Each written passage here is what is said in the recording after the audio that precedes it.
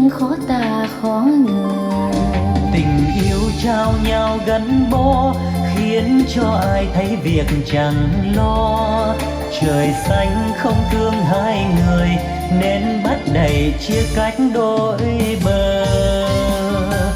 Đào xong cuối xong ngân hà, khổ đau nhớ thương trông chờ. Tình nên thơ thành bơ phơ xa cách mịt mờ.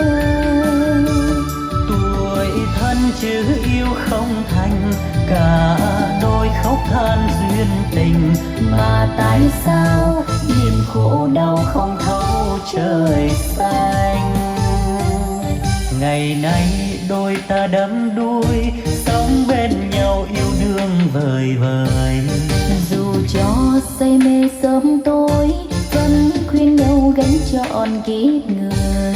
Tình yêu cao hơn thác núi, cũng bao la khác nào biển khơi. Mà sao hôm nay ông trời chia rẽ mình xa cách muôn đời.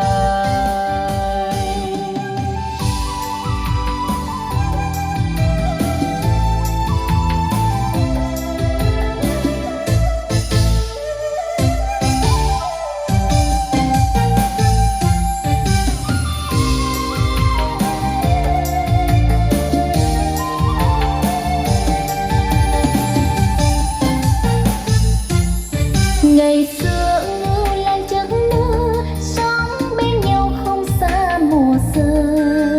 Ngày xưa ngưu lang trắng nơ, sống yêu thương khó tả khó ngờ. Tình yêu trao nhau gắn bó khiến cho ai thấy việc chẳng lo.